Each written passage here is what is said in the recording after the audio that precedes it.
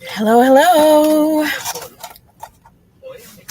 I'm on my lunch break from work, which is actually a dinner break because, as you can see, it's nighttime. But I have been working really hard on trying to go live more often lately. And so here I am.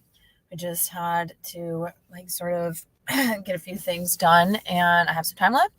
So I thought I would come on here and see how everyone's doing. Hang out, answer questions if you want to talk about stuff.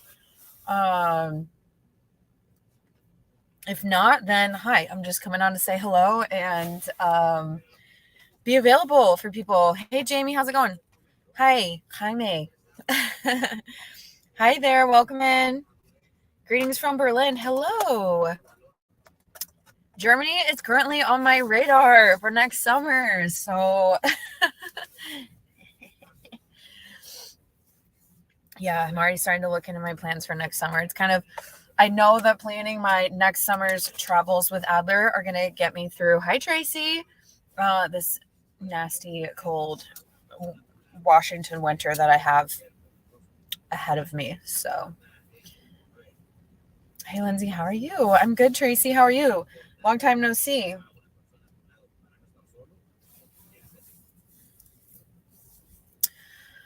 So if you're new to my lives, I pretty much almost never come on here with this is what we're talking about today. So anything is fair game. You can ask me pretty much anything as long as it's respectful about my life, being a mom, anything I've talked about in my stories lately. You can ask me about abuse. You can ask me what I'm doing. You can ask me why I'm in my car. Anything is fair game. I've been MIA lately because I just had a baby. Congrats on the baby. That's amazing. What's new in your life? Nothing. I'm just working. I'm just Lindsaying. That's what I do. Please come. It's nice here. Yeah. So I've been to Germany, but it was in 2010. And I went to Munich and a couple of small, beautiful places. But I definitely want to bring Adler there. So we shall see. Howdy, you used to live in Washington. I get it. Yeah, it's so beautiful in the summer, which is ironic because I'm leaving in the summers, which I don't really have to hold to that schedule anymore because I'm homeschooling Adler. But yeah, that's how it's been going. So I'm good. I almost joined the live under my boy account. Oh, well, I wouldn't have known who you were. You can also ask her about being gay. Yeah, you can ask me about being gay. You can ask me about my journey as a queer person, or, how I feel about different issues. Hello, Megan. Welcome in. New here. Hi. Hope you're vibing while you do you. I am. Yeah. Welcome in. Thanks for saying hello. I started dating. I met a cute guy, but that didn't go anywhere. Now I'm talking to a few girls. Hey, that's fair. Dating is hard these days. I'm hearing, I made a TikTok the other day kind of joking about, being on the apps and stuff like that. But I've heard a lot of people talk about it's rough out there. So, but yeah, keep me updated how that goes. Nothing wrong with her being gay. Yeah.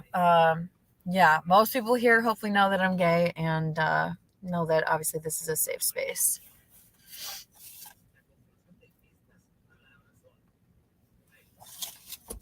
This is a safe space.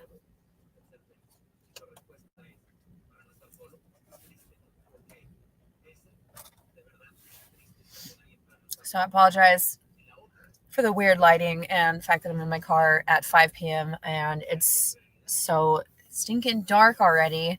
Hi, Michaeline. How's it going? You caught me live. Finally. I don't go live very much. So yeah, whenever people do find me live, they're like, ah. I got out of a very abusive relationship back in the end of April, and my life could not be any better now. Finally on my healing journey, slowly but surely. Thank you so much for sharing that. I love hearing that. I love hearing that. I love hearing when people make it out and sharing, how much better they're doing. Hi, Ashley. Welcome in. Because a lot of times when you're in it, you're so afraid that it won't get better. the podcast slash YouTube video that I published today, I interviewed Natalia, who I had the pleasure of meeting in Austin, Texas a couple weeks ago when I was there with the Narc Avengers for a meet and greet. And one of the things that she said in the podcast, if you haven't listened yet, was that like, it was like the day after she left, she had sent her friend like a Snapchat, and she was like, I hate this so much. It better be worth it. I better be happier in a couple of months. And she's thriving. Like, she's thriving. She's doing incredibly well. And again, I had the pleasure to spend some time with her and her friend while we were still in Austin and just talk to her and get to know her. And she's an incredible human. And she's starting to tell her story. I shared her information in my story if you're curious about her for her TikTok. But yeah, it's like, whenever people share that, I always hope that other survivors are in the room, and the other survivors who are not in it or who are still in it see that, that we can get out and that we can thrive. We can take our lives back. We can reinvent ourselves going forward. We can try new things. We can make new friends, even though it feels so daunting. It's possible.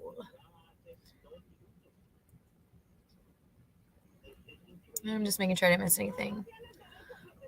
Of course, I'm cool with you being gay. You know that. Just wanted to bring it up for the people who don't know. Yeah, Tracy. So I think that might have been like a misunderstanding, because Tracy actually found me when I was in a live with my abuser, and we were on a live as a queer couple. So Tracy obviously knows that I'm gay, and we've had a lot of conversations like queer related stuff. So yeah, don't worry about Tracy. You look great. Oh, thank you. Hi, Lindsay. It's good. Yay. Yeah, I'm glad you're here. For a single mom that I am of 4 kids, I'm always tested by men. What do you mean by that? I don't think I've ever asked if you've ever been cheated on. I have, yes.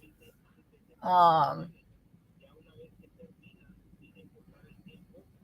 sure that I've like been cheated on before that I like just didn't even know about. But the first girl that I ever dated when I first came out, and I lived in Florida, forgot to tell me that she had a very serious long-term girlfriend. So I was technically like the other lady without even knowing it.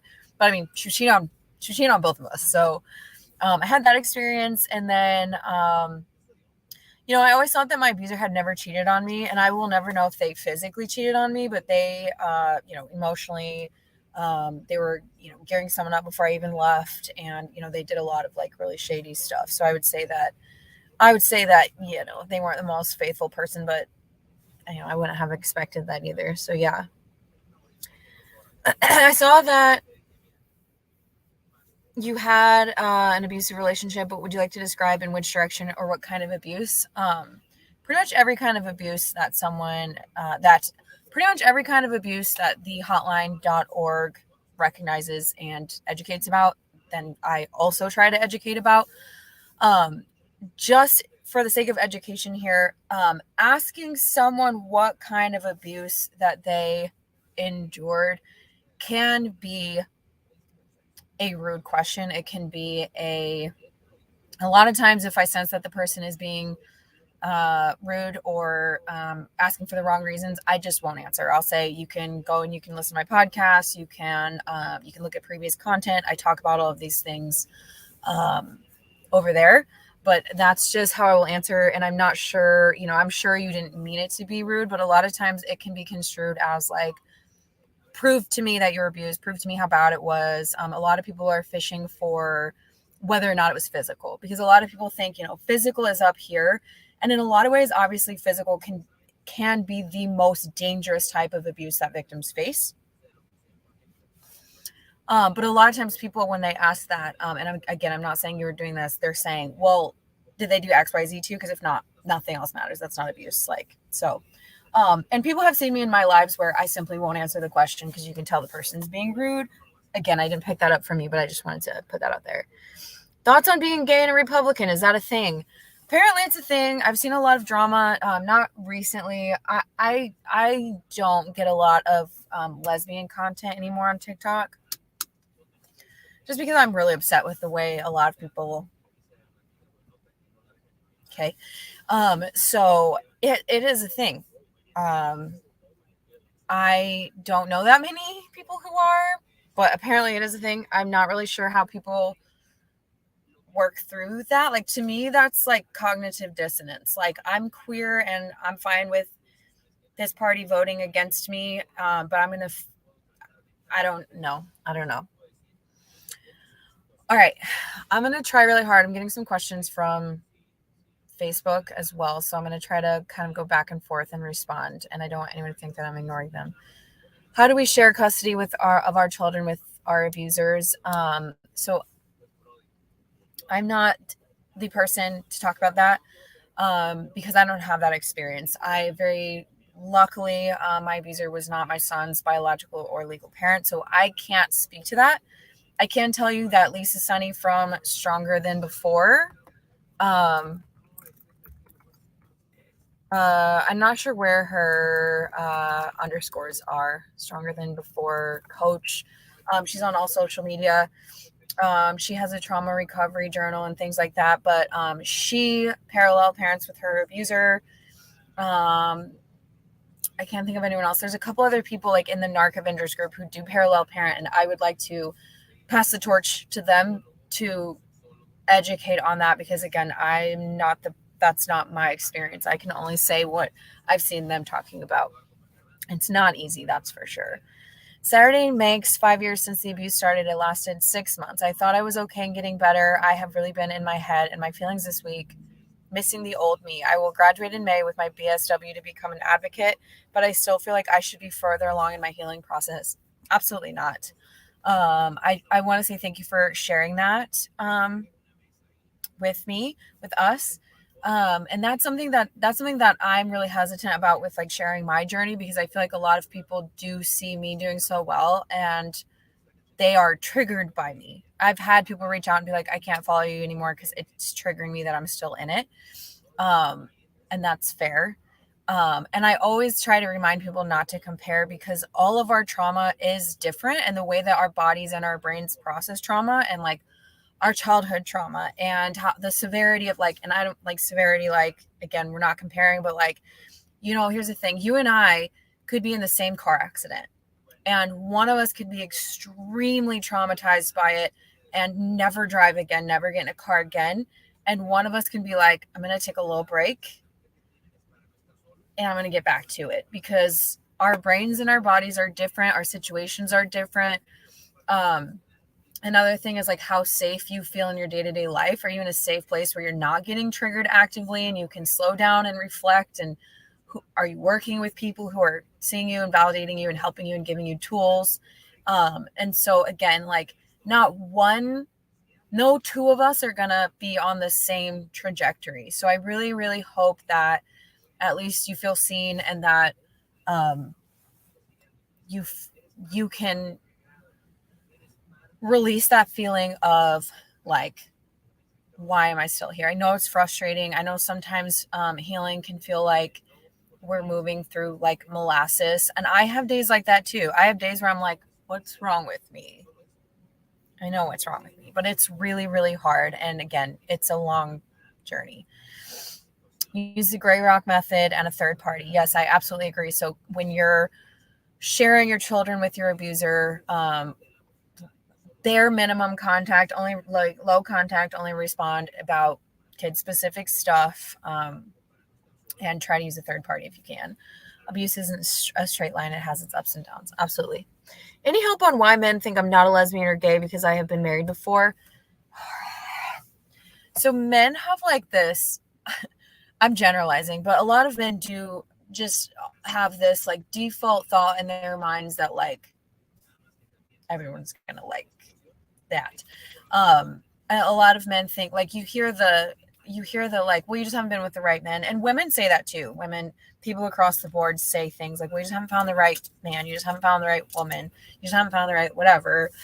And so there's just this idea in society that like you're gonna like men, and it's just like whatever.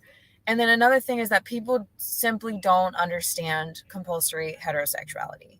And so what I did when there were people in my life, not just men, but when there were people in my life who were like, you can't be a lesbian because you've been with men, I just don't talk to those people anymore. And I don't really have that issue anymore. Sometimes if I'm like meeting someone new, will say, but like, are you bi or are you lesbian? Like, that doesn't matter, but I identify as lesbian. I have absolutely zero attraction towards men. So it's just like sharing with them about compulsory heterosexuality. Like, I did not know I had another option. This is what everyone else was doing where I'm from. Now I know better, and I have zero interest in doing that. Do you respect me and what I'm telling you or not? I mean, since I'm dating around, I'm scared that I'm going to cheat on a girl when nothing is serious. So if you're dating around and you haven't agreed on a commitment and like you haven't had a conversation, that's not cheating. That's not cheating. If someone's asking you, if they're saying, hey, while we're talking, like, I'm not comfortable with you having sex with other people, I know we're not committed, but please let me know if you do. Like, that's a different, because some people are going to be like, I'm interested in you, I'm not ready to commit, but like, I don't really want both of us out like doing the whole town. And then that's your choice to decide if you're comfortable with that. If you're like, no, that makes sense, kind of while we're talking, I will let you know if I feel like I'm going to pursue someone else or whatever, or be like, that's not my problem. Go find someone else.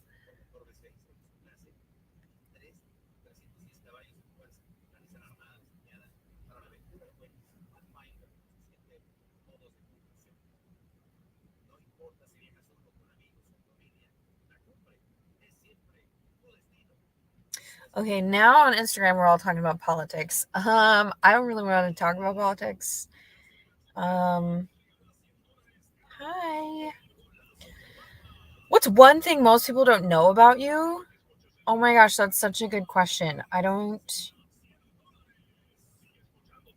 even know what to dig up. Like, what would that be? Um, I don't know. That's a really, really boring answer, but I don't know. I'll have to think on it. I'm back. My mom yelled at me about not doing her laundry. Oh my gosh. Well, welcome back.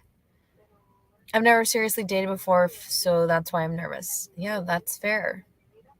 It's a lot to navigate, and a lot of us like haven't been given the tools. So a lot of people are just out here floating around life, and like, Tracy, I'm not being like you're messy, but like, we're all just meant to navigate all this with like little to no information. So one of the girls is so sweet that she said, if it doesn't work out between us, she'll always be there for me and is a safe person. There you go.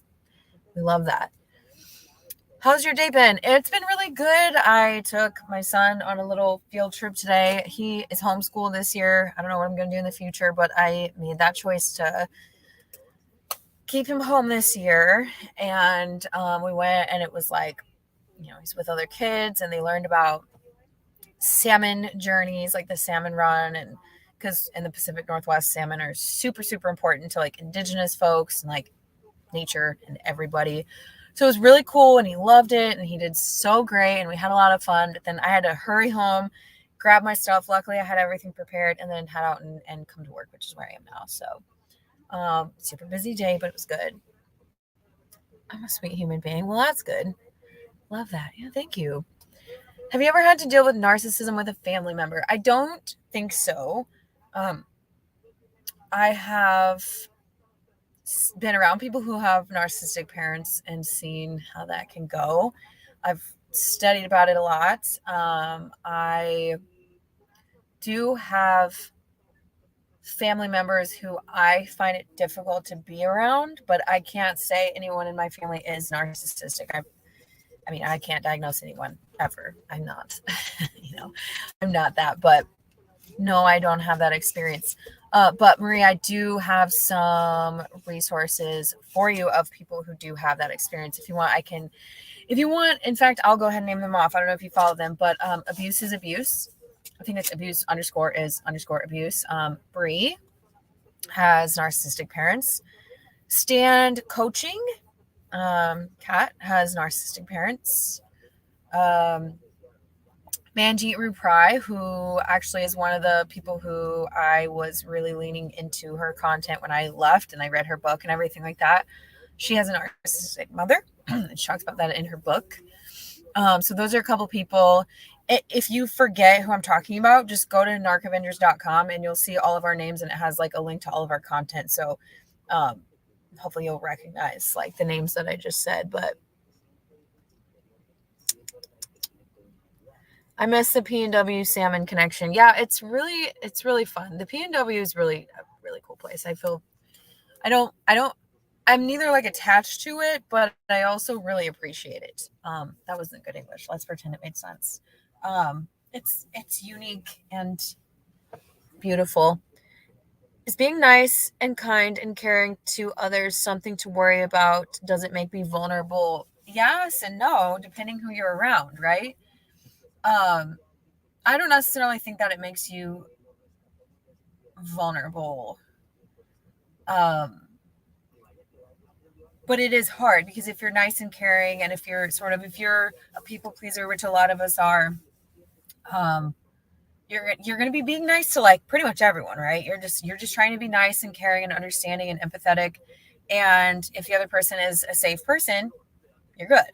If they're not a safe person, not so good.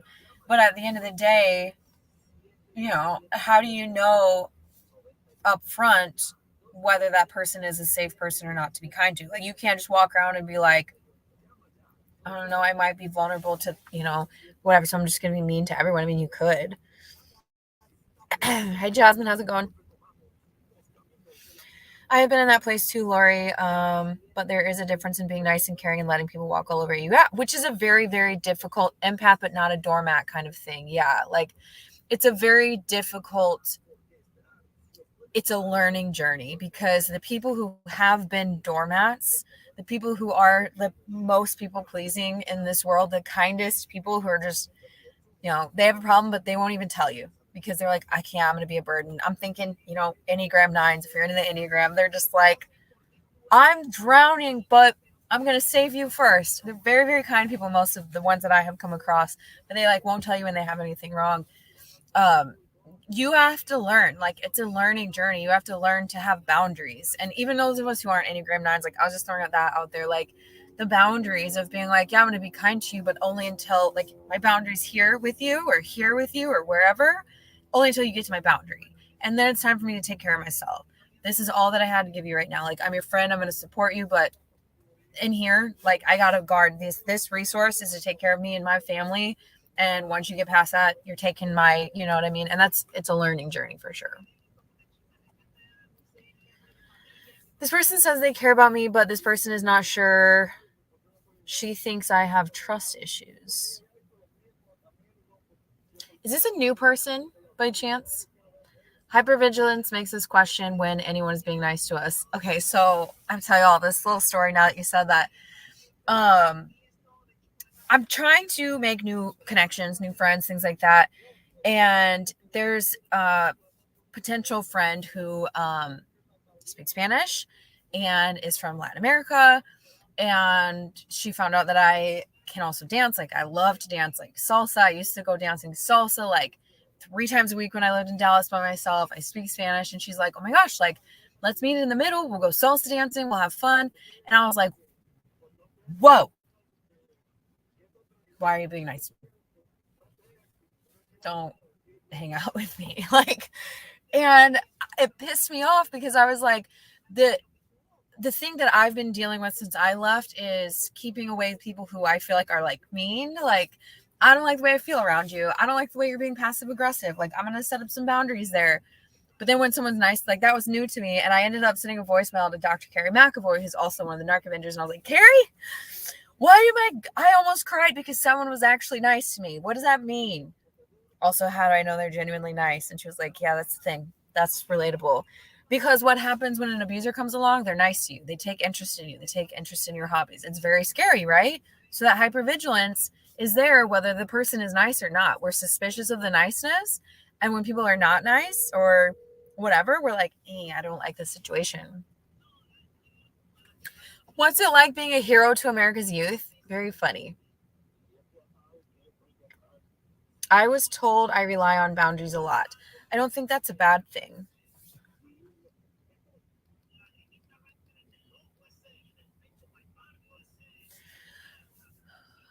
Since trying to do everything to be ready to separate, it's like suddenly he's aware and shaping up.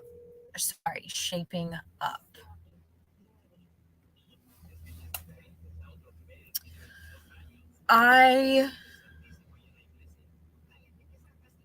think that, whether or not someone is abusive, if they don't want the relationship to end for whatever reason, I think that it's pretty common for people to all of a sudden be like, no, I can change, I can work hard, I can go to therapy that you've been asking me to do forever, I can start doing the things that you've been asking me to do and things like that. But it's also, obviously, if the person is abusive, it can be an abuse tactic. It can be, ramping up the love bombing. I'm about to lose you, so here's the love bombing, and I'm going to do whatever I can to keep you around. That's a huge red flag. Yeah. See, I try not, like, I came out here and I was like, well, anyone who's, they don't want to lose you, they're going to put out a little bit of, whatever, but it's scary. Might not want to lose supply if they're an abusive person. It's the cycle. Absolutely. If the person is abusive, you suspect they're abusive, it's definitely something to, and if that's the case, I would say just gray rock, lay low, don't be interesting, don't respond, don't react. I wasn't joking. I think you're a positive influence on everyone you meet. Thank you, Tracy. That means a lot to me. It's compliments. I go away with that. Imagine dealing with 3 narcissists in a year. Long story, but I'm recovering from the trauma. I can imagine. And I'm sorry that happened. And like you said, it's a long story. But I believe it. That does happen. I'm doing well. Happy with results of PA voting today. Good. I'm so glad. I did see your Instagram story. That's always good news. What do I do if this person has feelings for me but flirts with the opposite sex and replies to his comments and hides mine from social media app? Leave. I know that, like, I don't, so you're saying this person, so I don't think that you're in a relationship living with an abusive person in a trauma bond. Otherwise, I wouldn't say just leave, because that doesn't work. But that kind of shady behavior in the beginning, hiding stuff, doing all of that, I experienced that a lot in the beginning. A lot of hiding, deleting. Like, they'd be sitting next to me, and X's name would pop up, and I would be like, I can see the name right there. And then, like, when I would ask about it, they would be like, it's not there, look. And they would delete it. And that happened a lot. And I know that it was done intentionally to stir up feelings of jealousy and insecurity in me. But those kinds of behaviors early on, it's another thing to be like, hey, we're not committed yet. We're not in a relationship yet.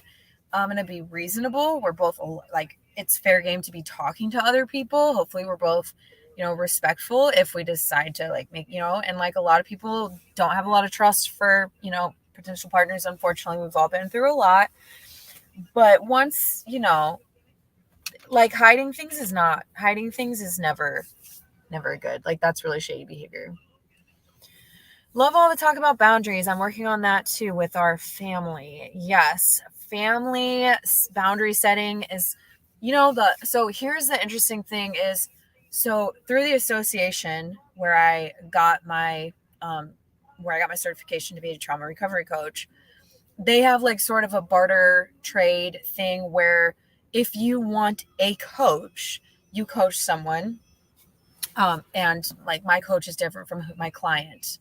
And so we're actually coaching each other, but it's not free. It's very cheap, though. It's, like, very affordable. So it's a really good deal if you're in the certification. But anyway, I'm coaching someone through family boundaries and trauma and making those decisions. And I'm also being coached about that right now.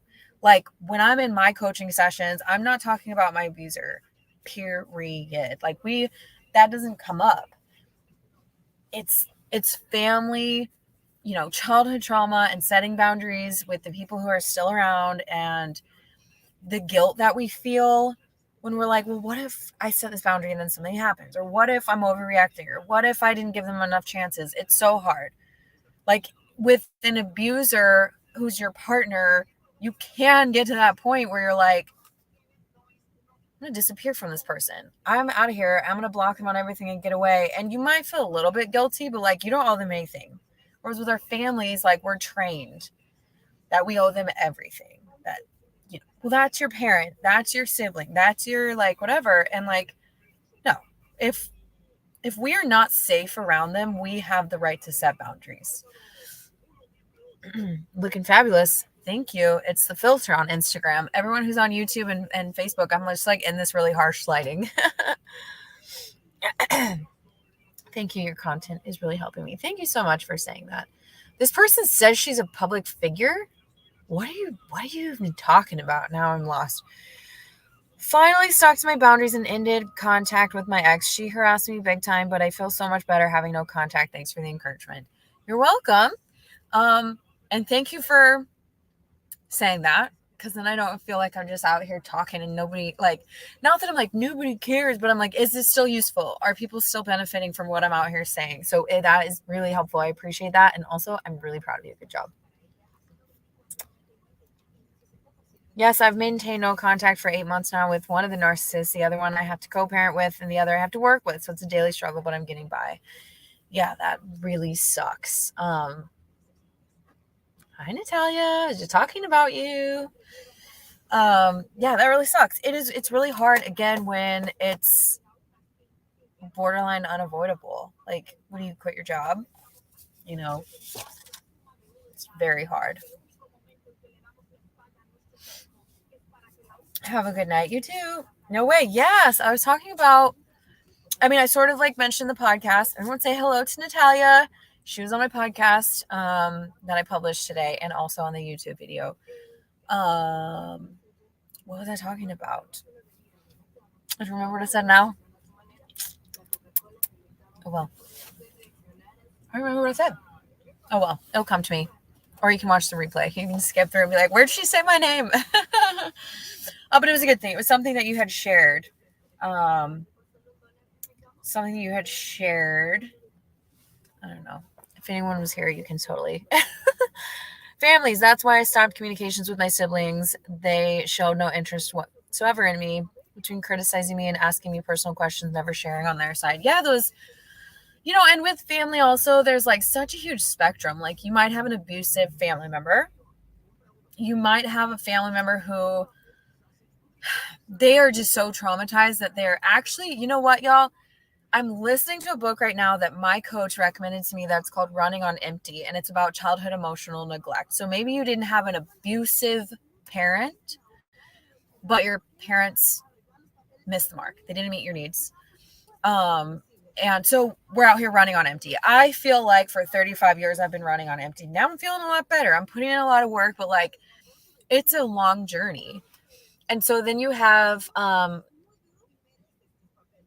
like, what did you just say? Never asking, like, so the author describes like 7 or 8 like different kinds of parents. Like, there's the bereaved, like the grieving parent, there's the alcoholic parent, there's the there's like all different ones. And what happens is with a lot of these, like, the parents mean well and they do love you and they do care, but they are so locked in their own pain or their own, like, they're just not present. They don't have the tools. They're like, whatever.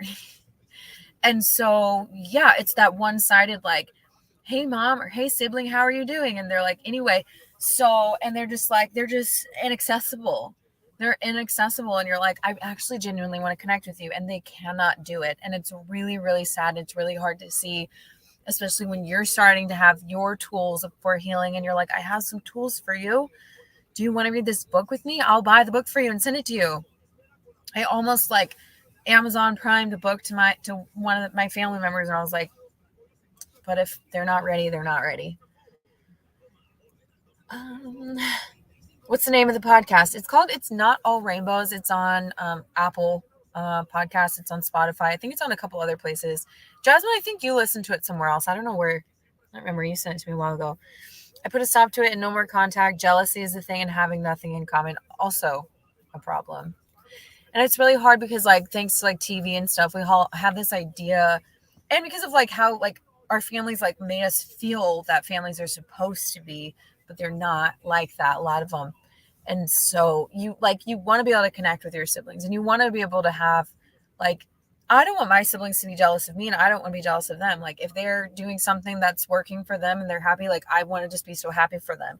Like, and there's also in Spanish, at least I think, I remember being taught this, there's jealousy, like envy, and then there's like I'm happy jealous. And I'll say that like when I see someone on vacation, I'm like, oh, I'm so jealous.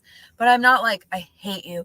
Why are you on that vacation? That should be me. I'm like, oh, you lucky thing. I'm happy for you. And I wish I was on vacation somewhere. And and that happy jealous or happy, like, like I didn't get to do that. That's not my life right now, but I'm really glad you're out doing that.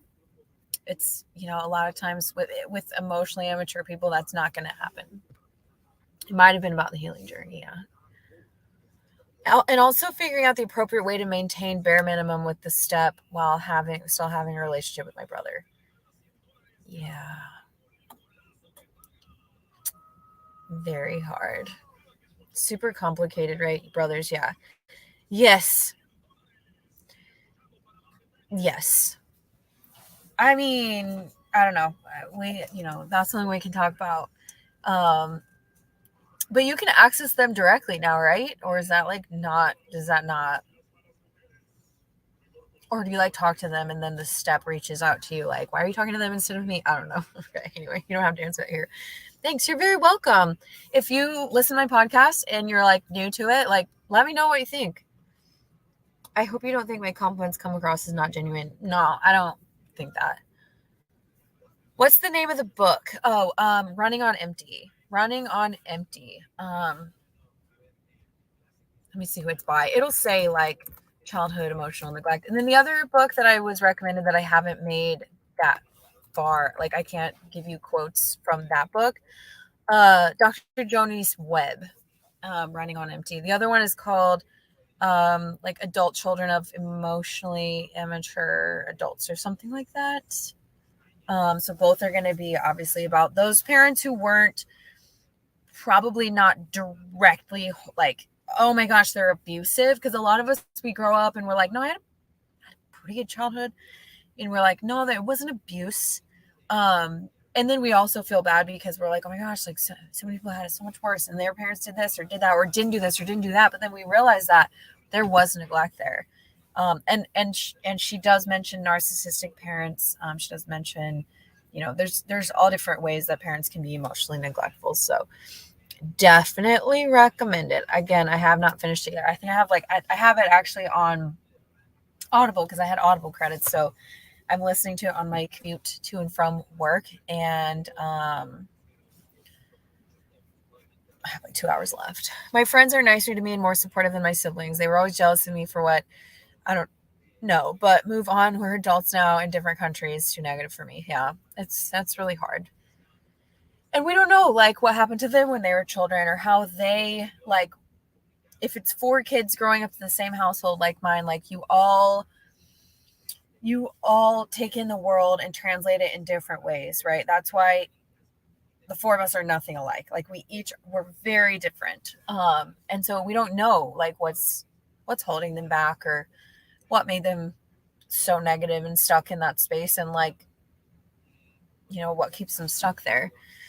I didn't even know the true definition of a narcissist until I started seeing your content. And after reading and learning more, it's really helped. Love your podcast. Thank you so much. Yeah, that's actually really common. And it's part of the confusion behind understanding narcissistic personality disorder, because a lot of people will use narcissist as, when we think of narcissist and the original, like the root of the word narcissist is Narcissus.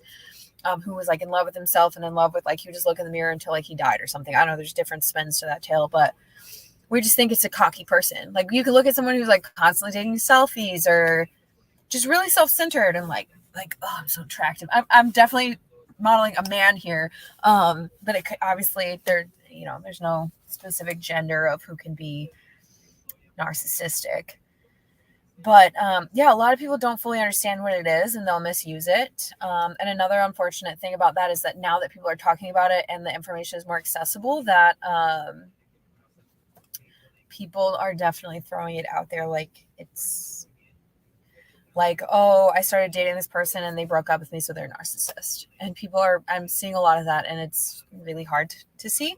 And in fact, a lot of times when I make content, I don't use the word narcissist anymore. I just say abusive. Because I don't like the trajectory of the use of the word narcissist. But thank you so much for telling me that. I'm really glad that I was able to help bring understanding to that. I did not realize you could sign. Your videos keep popping up in my reels. So what makes you to be an interpreter?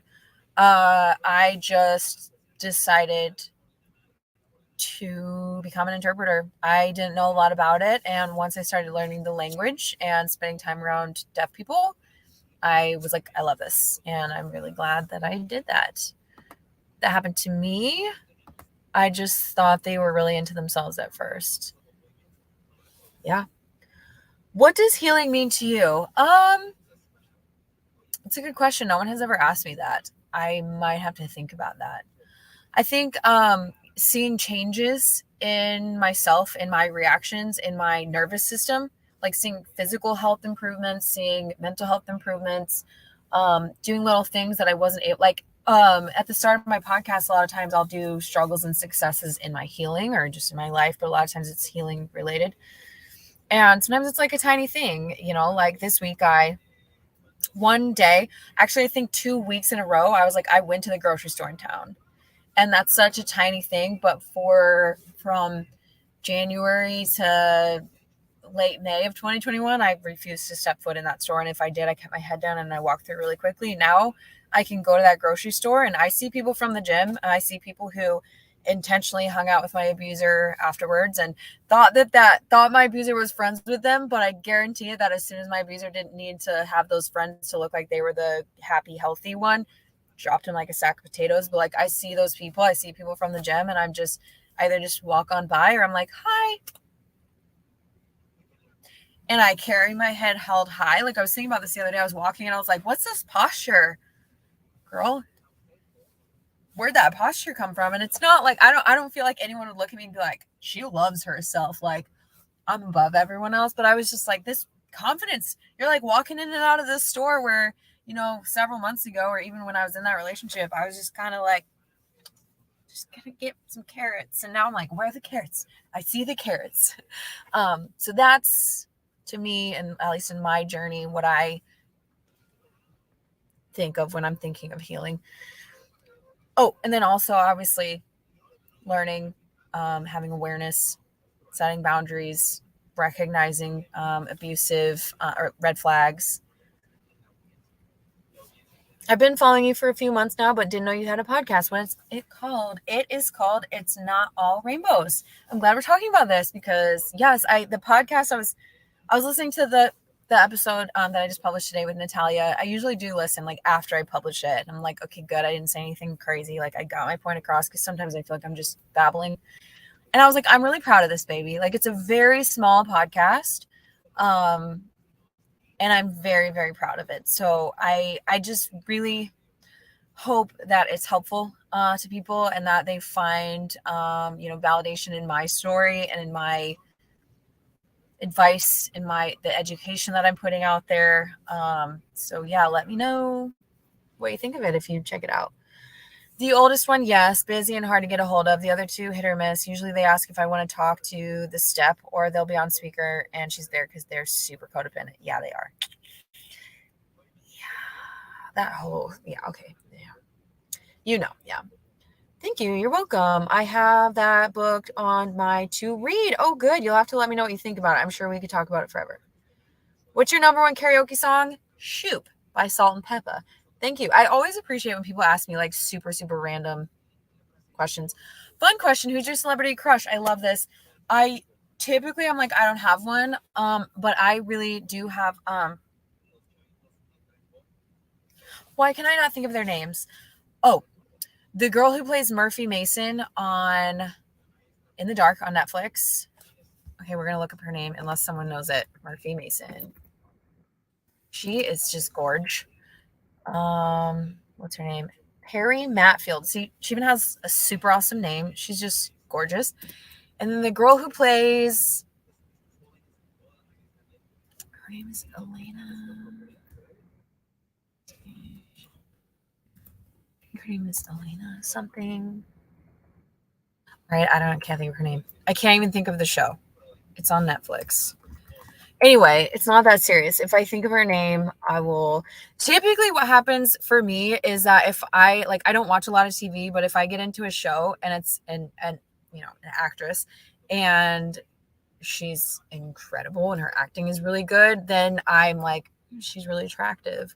But I don't really think about celebrities very much because I don't have a lot of time for that. But anyway, I can't think of her name. She's in this Spanish series on Netflix, and it's like about, it's a crime thing. Where's my already watched? Okay, I'm not gonna think of it. I can't remember what it's called, but good for you. Thank you. Have you seen anyone like any romantic relation? I don't know what that says. Please start a product line with the phrase, "Where's the carrot?" I love that. Where's the carrot?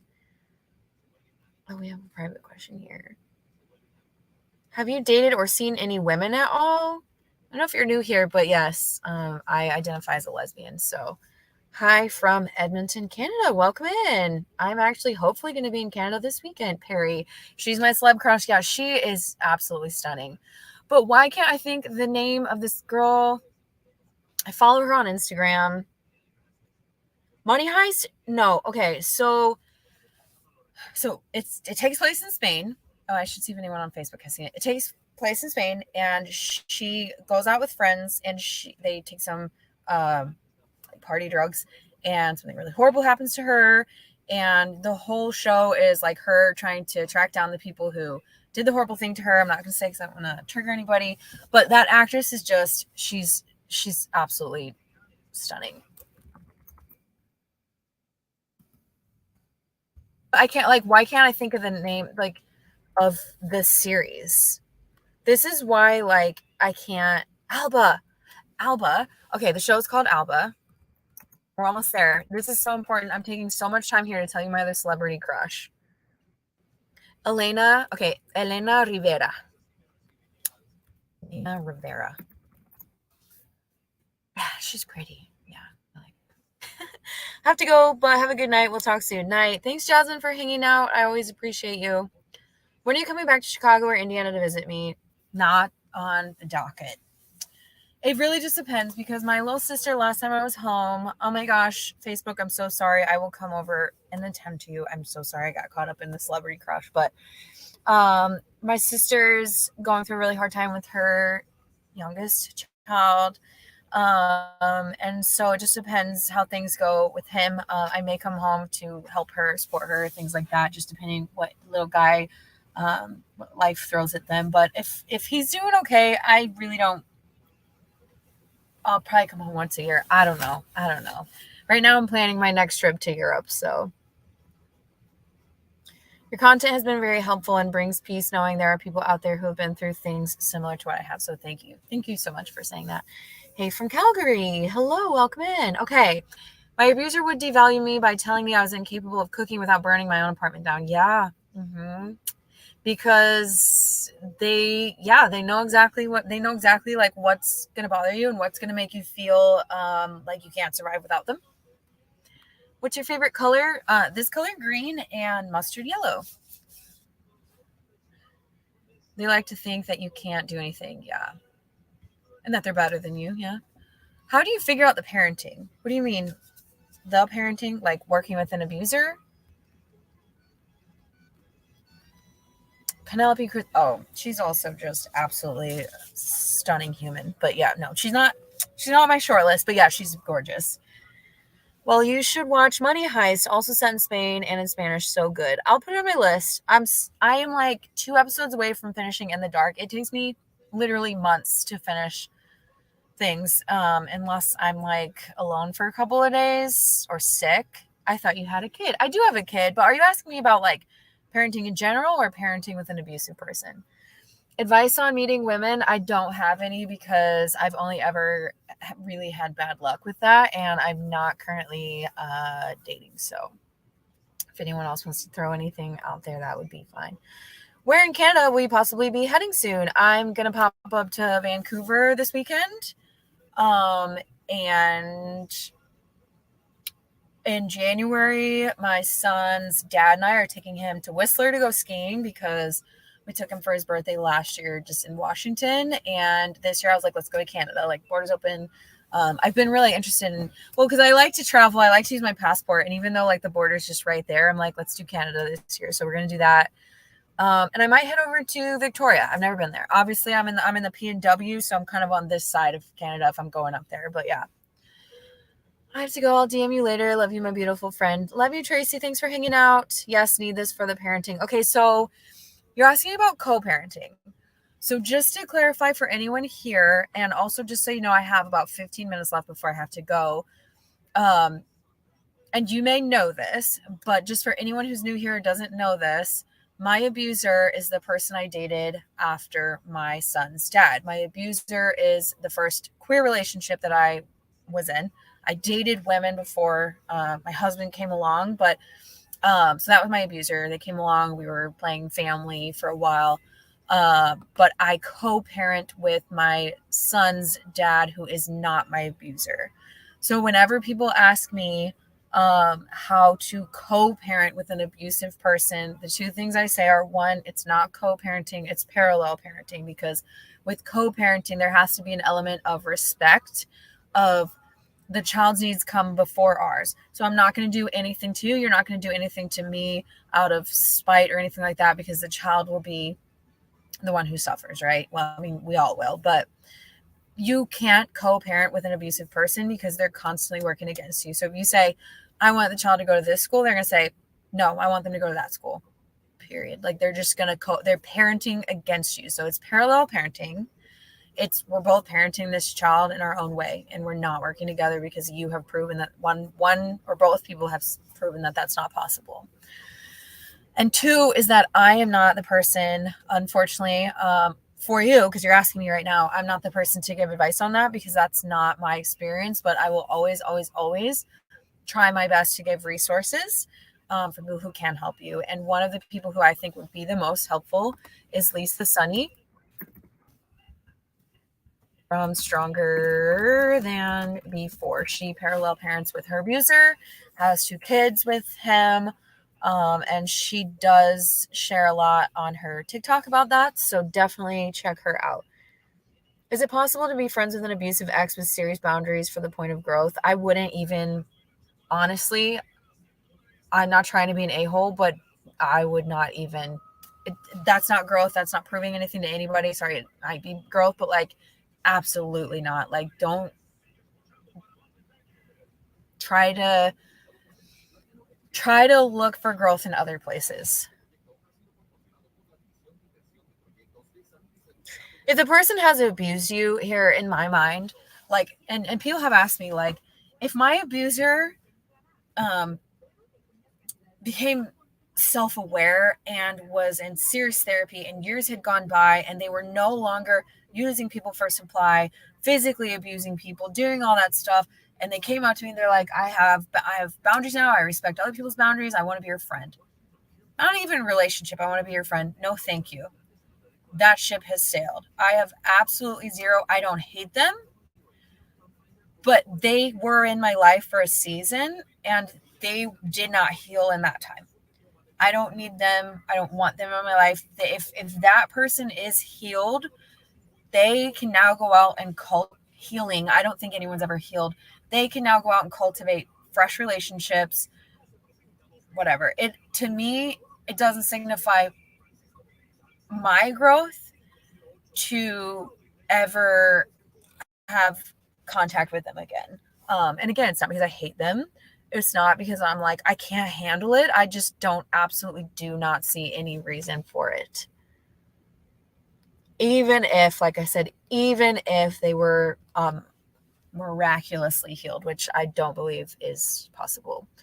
I can only hear so much. Are you coming to the Seattle area? I don't live very far from Seattle. I've thought about doing like heading down for the day and like hosting like a little meet and greet at a coffee shop or something. I know that the Narc Avengers are considering having a meet and greet in Seattle, among other places, so that's always a possibility.